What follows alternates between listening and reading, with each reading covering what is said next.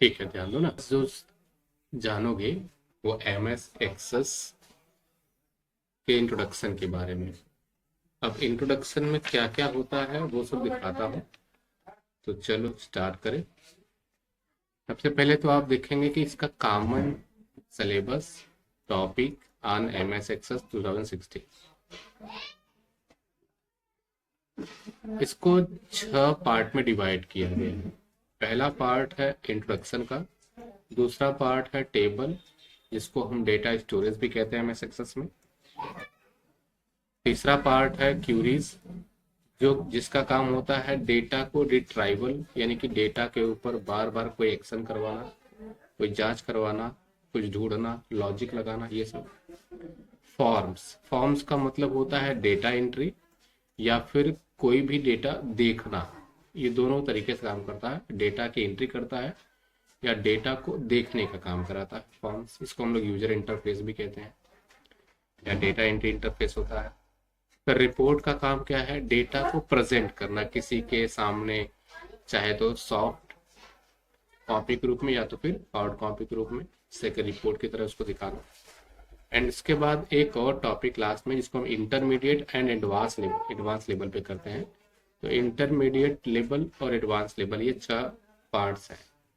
इन 6 parts के कुछ यहाँ पर टॉपिक हैं जिनको आप 1 बाय 1 कवर करेंगे और इनको डिटेल में पीडीएफ नोट्स के साथ और वीडियो लेक्चर के साथ आप एकदम विधिवत देखेंगे। तो पहला इसमें डेटाबेस कंसेप्ट, दूसरा है Access interface, navigation pane, creating new database. इसी तरीके से टेबल के अंदर है क्रिएटिंग टेबल। टेबल को 2 तरीके से डिजाइन करना होगा, डिजाइन करने को बताया जाएगा, डिजाइन व्यू में एंड डेटा सीट व्यू में। डिफाइनिंग फील्ड्स, फील्ड्स को कैसे डिफाइन करते हैं, उसको सेटिंग डेटा टाइप्स कैसे करते हैं, जैसे कि text, number, date and time, ये सारी चीज। Primary keys, input mask, relationship 1 to many यानी 1 to 1 भी होता है एंड 1 to many, ये सब भी आपको। फिर क्यूरी के अंदर है using select queries for filtering and sorting.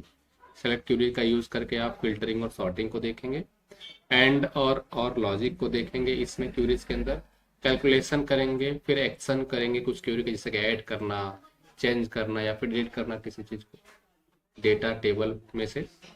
Form का काम क्या है कि इसमें आपको सीखना होगा creating and customising form, form बनाते कैसे हैं और उसको कस्टमाइज कैसे करते हैं। फिर डेटा एंट्री फॉर्म इंटरफेस की तरह हमको बनाना होगा, कैसे हम उसको सेट करते हैं। रिपोर्ट में है designing and printing reports from tables or queries. Table या क्यूरीज का जो डेटा होगा उसको हम प्रिंट करेंगे एक रिपोर्ट के रूप में या डिजाइन करेंगे रिपोर्ट के रूप में, तो उसका प्रिंट प्रीव्यू पे देख सकते हैं। इंटरमीडिएट में है referential integrity and advance queries, macros. इसके अलावा वीबीए हम तब सीखेंगे जब हम एमएस एक्सेस का एडवांस लेवल पढ़ना शुरू करेंगे।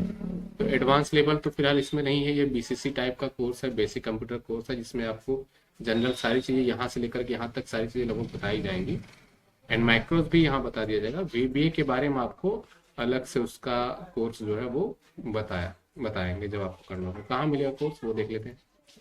आप चले आओगे और आप जैसे ही गूगल पे पहुंच करके और आप टाइप करो, क्या टाइप करोगे आपको मालूम है ना, samrat@academy.in, एंड उसके बाद आप टाइप करोगे कोर्सेस में जा करके आपको यहाँ पर एडवांस एमएस एक्सेस का कोर्स मिल जाएगा।